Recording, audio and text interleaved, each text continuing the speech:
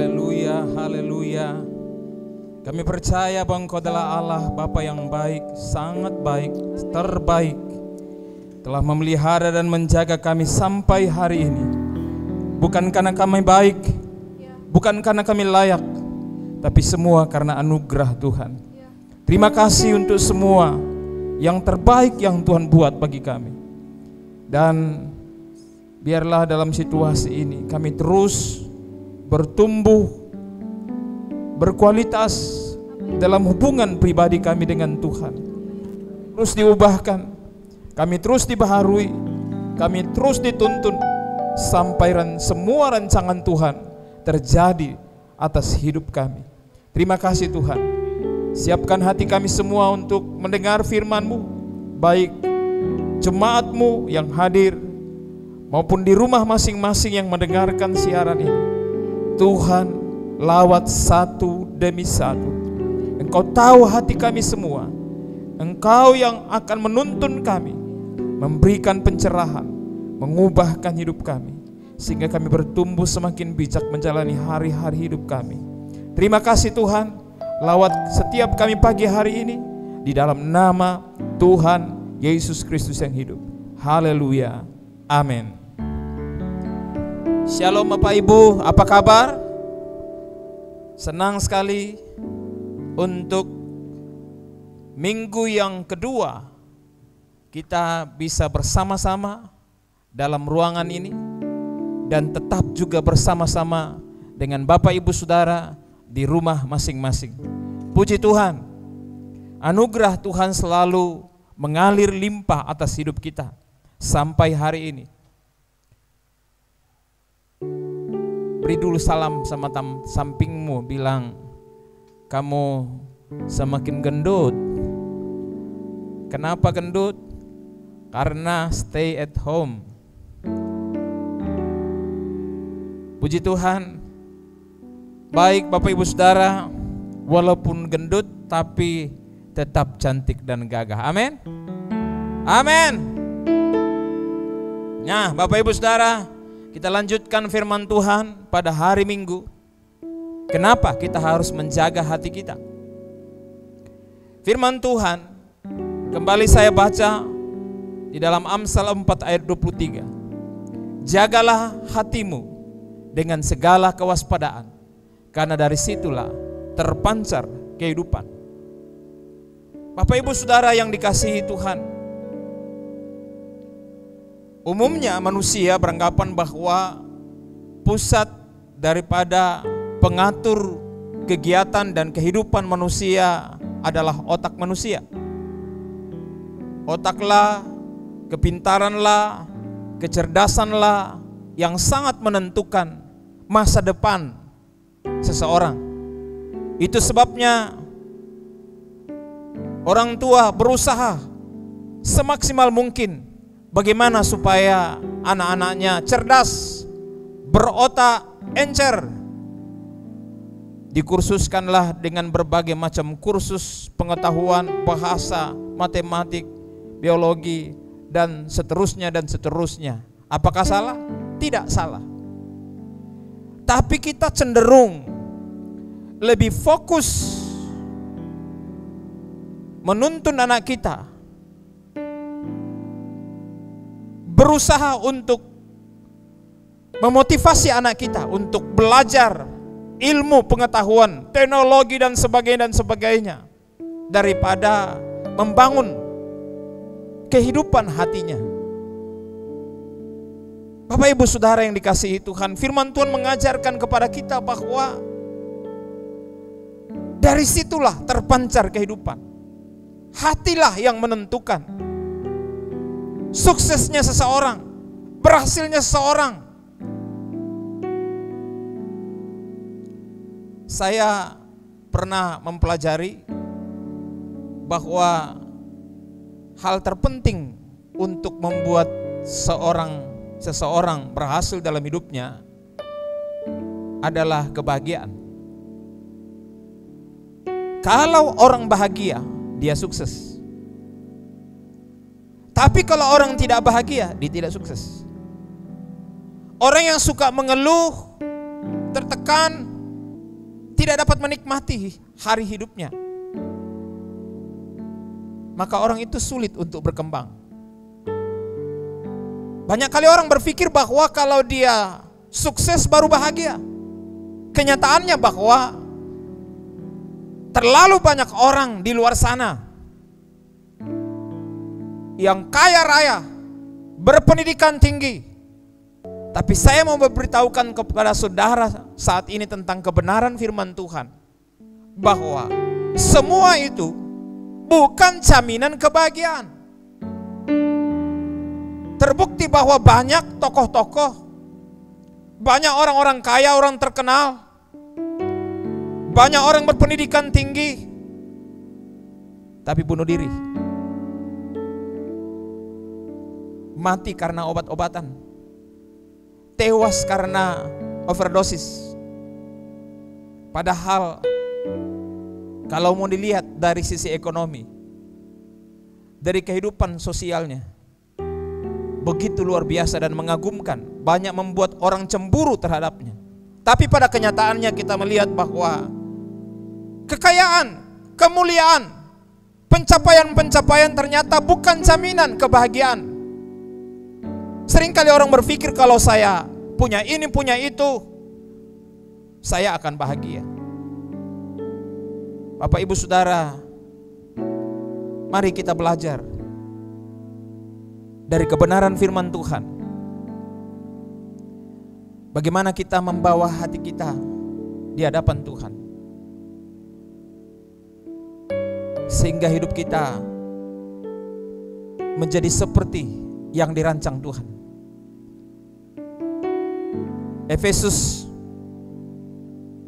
2 ajarkan kepada kita ayat yang ke-10. Kita ini buatan Allah, diciptakan dalam Kristus Yesus untuk melakukan pekerjaan yang baik, perbuatan yang baik. Dia rindu kita hidup di dalamnya. Tuhan selalu merancangkan yang terbaik dan kita hidup di dalamnya. Tulisan Rasul Paulus, surat-surat Paulus kepada jemaat-jemaat selalu disampaikan, semoga roh, jiwa dan tubuhmu baik-baik saja, sehat-sehat saja, sejahtera, ada damai, ada sukacita. Yesus sendiri katakan, apa gunanya engkau memperoleh seluruh dunia ini tapi jiwamu binasa? Bapak Ibu Saudara yang dikasihi Tuhan, mari kita kembali kepada firman Tuhan. Mengapa hati adalah pusat daripada kehidupan manusia? Dalam Lukas 6 ayat 45 dikatakan, hati adalah tempat perbendaharaan. Hati adalah brankas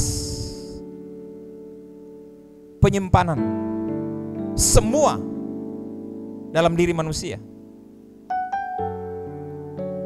Dikatakan orang yang baik mengeluarkan barang yang baik dari perbendaharaan hatinya yang baik, dan orang jahat mengeluarkan barang yang jahat dari perbendaharaannya yang jahat. Apa yang ada di dalam perbendaharaan? Tentu saudara tahu apa yang disebut perbendaharaan, tempat penyimpanan, brankas.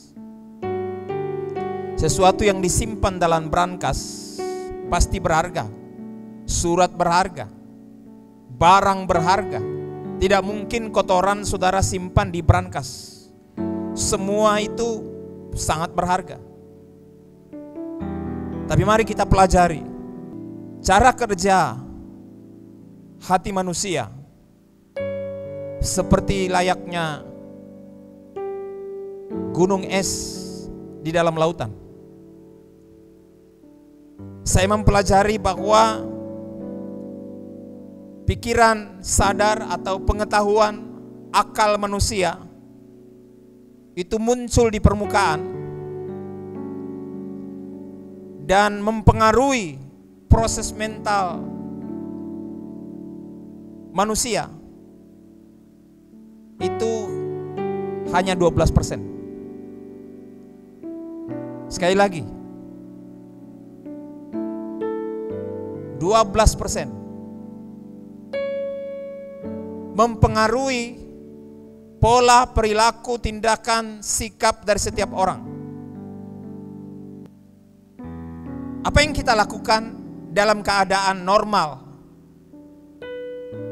itu pekerjaan daripada pikiran sadar kita, ada di permukaan. Apa yang kita pelajari, pengalaman-pengalaman kita yang kita pelajari waktu kita di kandungan, ditransfer oleh ibu kita, ada di dalam tempat yang lain. Apa itu? Alam bawah sadar. Yang kita pelajari waktu kita mulai sekolah, pengalaman-pengalaman yang kita masukkan dalam pikiran kita, alam sadar kita, itu ada di dalam akal kita, pengetahuan kita, pikiran sadar kita. Tapi perhatikan baik, sangat besar di dalam permukaan laut, di bawah permukaan laut adalah keyakinan. Inilah yang disebut alam bawah sadar. Itu mempengaruhi manusia 88%.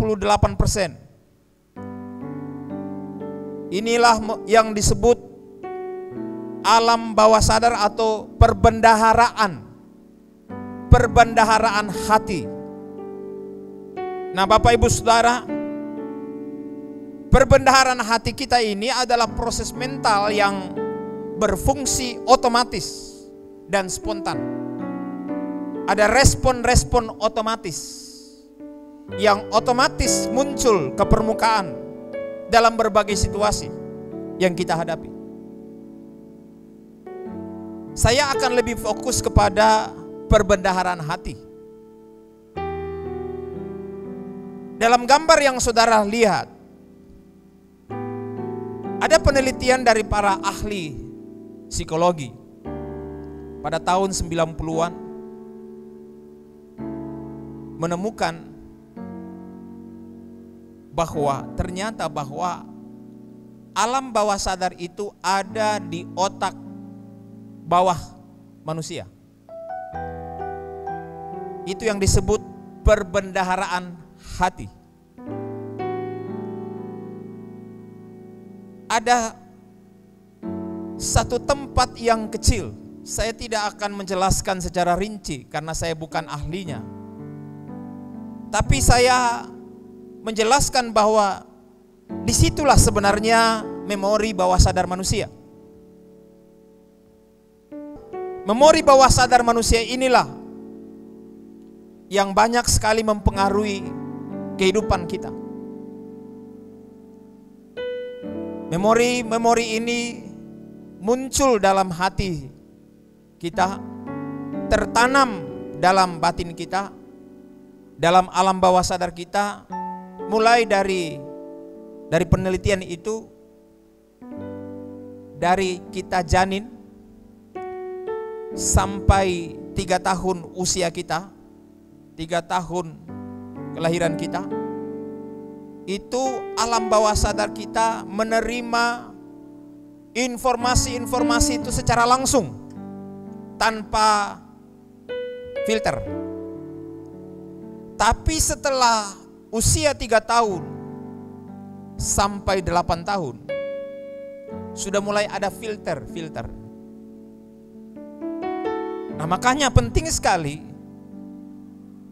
orang tua yang punya anak atau punya bayi dalam kandungan menjaga dengan baik ibunya, supaya ibunya tidak sakit hati, ibunya ada damai, ada sejahtera, ada sukacita. Dia dapat menikmati masa kehamilannya sampai melahirkan. Kenapa ibu-ibu harus menyusui? Salah satu penyebab dasar daripada ibu-ibu harus menyusui anak-anaknya adalah supaya dia dapat mengalami dan merasakan apa yang disebut cinta, pemberian, kasih sayang tanpa syarat dari seorang ibu. Kasih yang murni dari seorang ibu.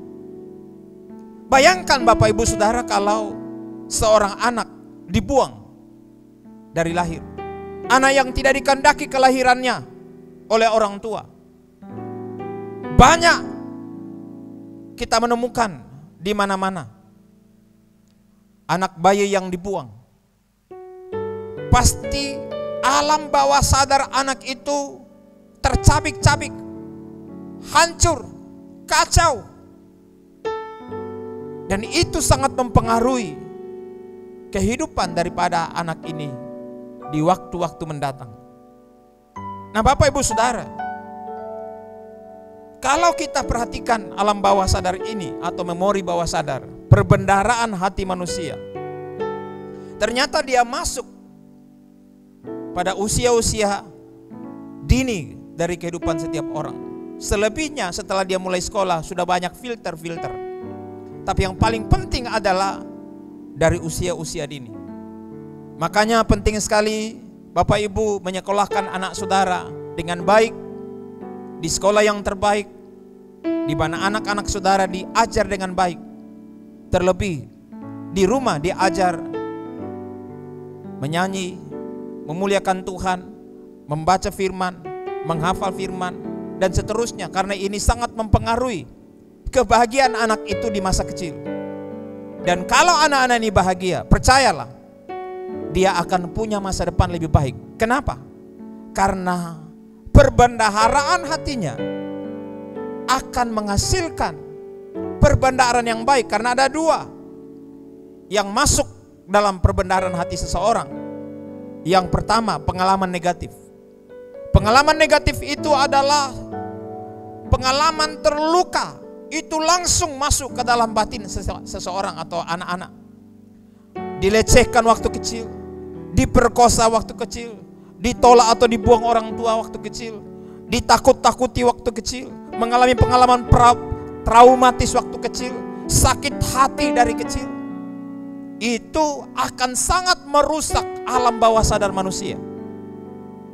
Tapi ada hal yang kedua yang sangat penting saudara bangun pada diri anak-anak saudara, yaitu pengalaman positif.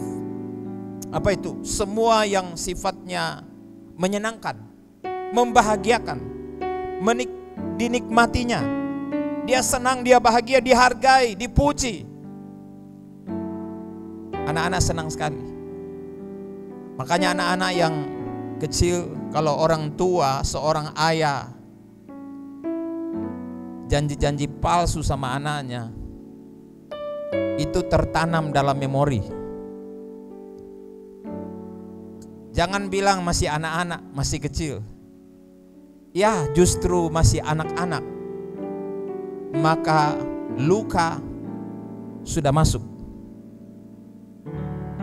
pelecehan sudah masuk, penolakan sudah masuk, sakit hati sudah masuk. Bayangkan kalau dia besar nanti, seperti apa hidup anak seperti ini. Bapak Ibu Saudara, kita semua orang tua punya pengalaman-pengalaman traumatis, pengalaman-pengalaman masa lalu dari orang tua kita, dari lingkungan kita, karena mereka tidak tahu. Jadi kalau kita bisa bersikap negatif saat-saat sekarang ini, jangan terlalu mempersalahkan diri, jangan mempersalahkan orang. Makanya firman Tuhan mengajarkan kepada kita, jangan menghakimi. Karena tidak melulu itu karena kesalahannya, tetapi karena latar belakangnya, pengalaman-pengalaman masa lalu sangat menentukan seperti apa dia membuat keputusan, seperti apa dia berespon, seperti apa dia bertindak, seperti apa dia berkata-kata, dan seterusnya. Nah Bapak Ibu Saudara, mari kita pelajari kebenaran ini. Jangan kita mudah untuk menghakimi diri kita atau menghakimi orang lain. Jangan juga kita kemudian mempersalahkan orang tua kita atau masa lalu kita. Mari kita belajar untuk mengampuni. Mari kita mengambil keputusan untuk datang kepada Tuhan, karena hanya Tuhan yang dapat mengubahkan hati kita. Ada lagu lama berkata, ubah hatiku seputih salju, ubah hatiku seperti Kau, Yesus. Engkau penjuna ku tanah liat, bentuk jadikan ini doaku. Saudara, hanya Tuhan yang bisa mengubahkan hidup saudara. Sebab itu, datanglah kepada Tuhan. Ketika engkau datang kepada Tuhan, jangan berpikir bahwa Tuhan tidak bisa mengubah engkau. Ketika engkau mengalami Tuhan dalam hidupmu, apa yang terjadi? Hidupmu dibaharui, rohmu dibaharui, hatimu dibaharui, dipulihkan oleh Tuhan, dibaharui seperti salju. Walaupun merah seperti komisi atau hitam pekat, firman Tuhan katakan dapat diubahkan oleh Tuhan. Amin, Bapak Ibu Saudara. Jadi berhentilah engkau menyesali hidupmu dan keadaanmu. Kenapa, Bapak Ibu Saudara? Rasul Paulus menulis kepada jemaat Korintus, siapa yang ada di dalam Kristus, ia ciptaan baru. Yang lama telah berlalu, yang baru sudah datang. Saudara percaya? Haleluya. Saudara sudah dibaharui oleh Tuhan, dan Yesus berkata di kayu salib, sudah selesai. Bagaimana kalau masih ada alam bawah sadar saya yang tidak baik, tidak benar, respon saya, kata-kata saya, sikap dan perilaku saya? Coba perhatikan Roma pasal 7. Roma pasal 7 ayat 15. Saudara bisa membaca pasal ini. Apa kata Rasul Paulus? Sebab apa yang aku perbuat aku tidak tahu, karena bukan apa yang aku kehendaki. Aku yang mana? Bukan apa yang aku rohani, aku yang telah lahir baru, aku yang telah percaya kepada Yesus. Bukan. Karena bukan apa yang aku kehendaki sebagai manusia ilahi yang aku perbuat, tapi apa yang aku benci, manusia ilahi, manusia rohani, manusia yang telah lahir baru membencinya. Tapi aku perbuat. Aku perbuat. Bapak Ibu Saudara, seringkali kita ketika jatuh ke dalam dosa, kita kehilangan gairah, kita kehilangan sukacita. Wajar. Tapi saya mau beritahu saudara, ingat bahwa engkau telah diciptakan baru di dalam Kristus. Jangan biarkan tuduhan-tuduhan itu menguasai hati dan pikiranmu. Karena ayat ini selanjutnya berkata, kalau demikian bukan aku lagi yang memperbuatnya.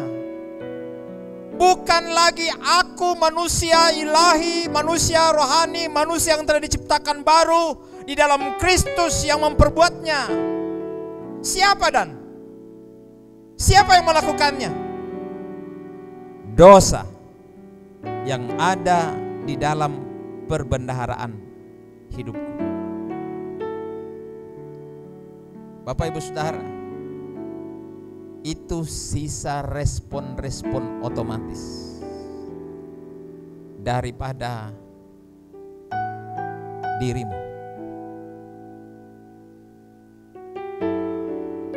Makanya kita sangat penting dipimpin Roh Kudus.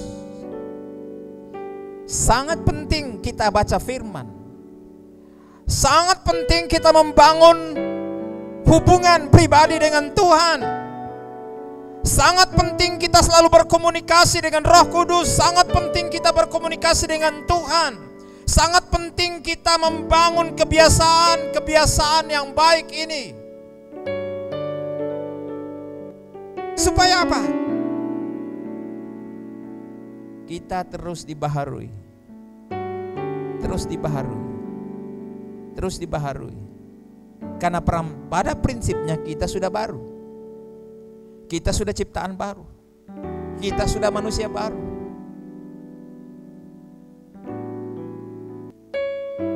Saudara pernah melihat orang potong ayam? Saudara mungkin pernah potong ayam, tapi mungkin belum pernah saudara melihat ayam dipotong lehernya sampai putus. Atau pernah? Nah, waktu ayam punya kepala sudah hilang, apa badan ayam itu berhenti bergerak? Tidak. Apa yang dia lakukan? Dia menggelepar. Kenapa menggelepar? Karena respon otomatis tubuhnya.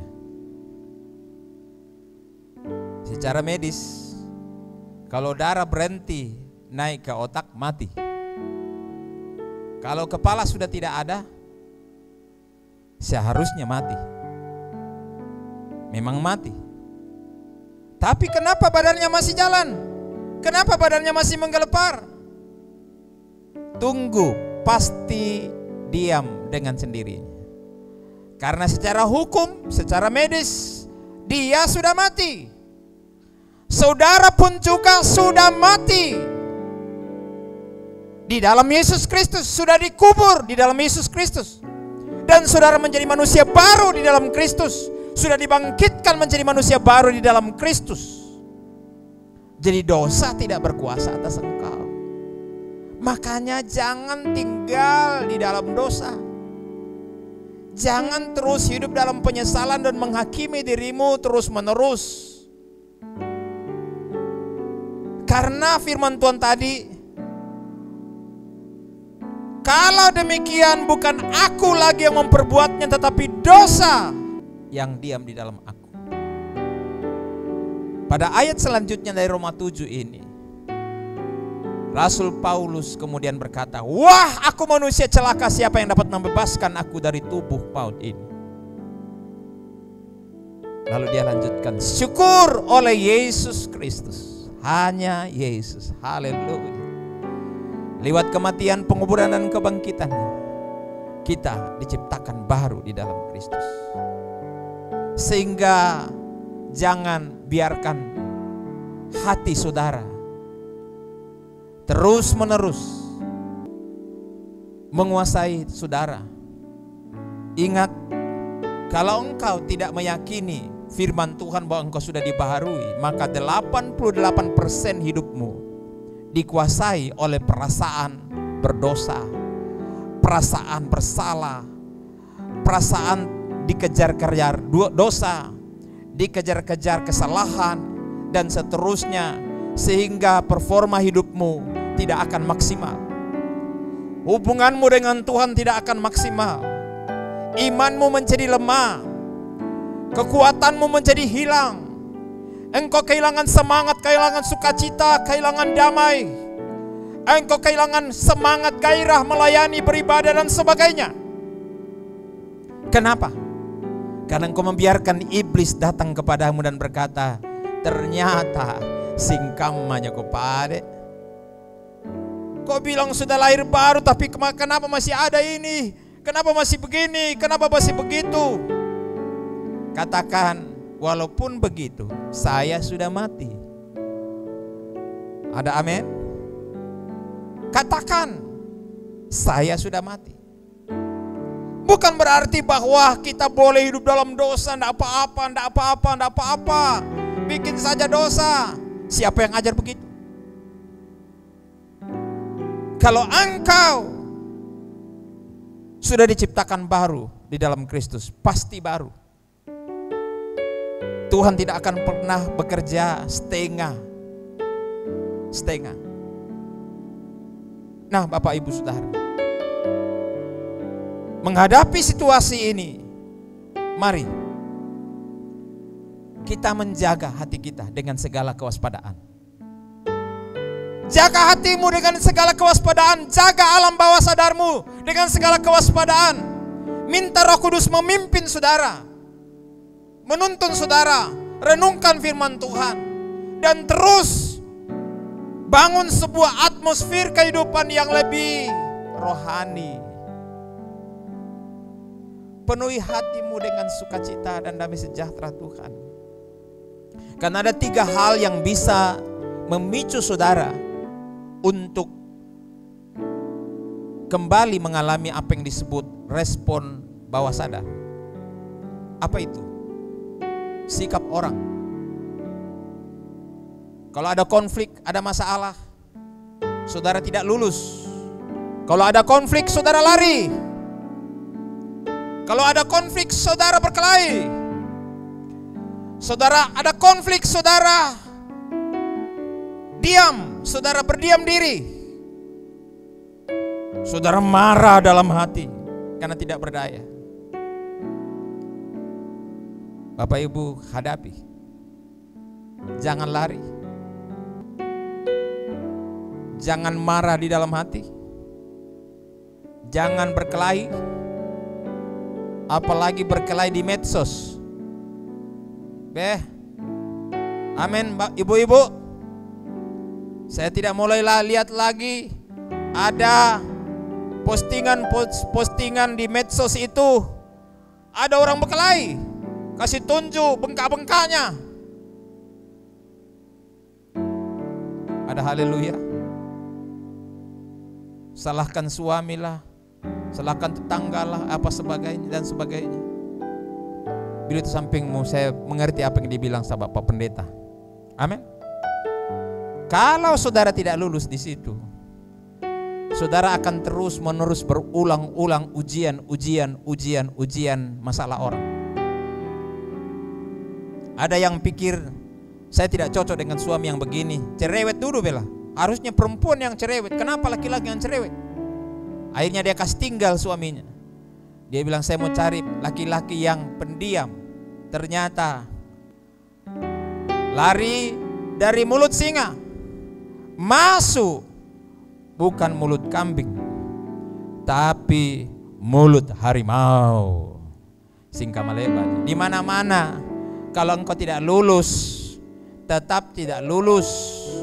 Akan diuji lagi sampai lulus. Jadi jangan lari. Ya. Yang kedua, saudara seringkali dan saya selalu dipicu oleh cinta kepada barang.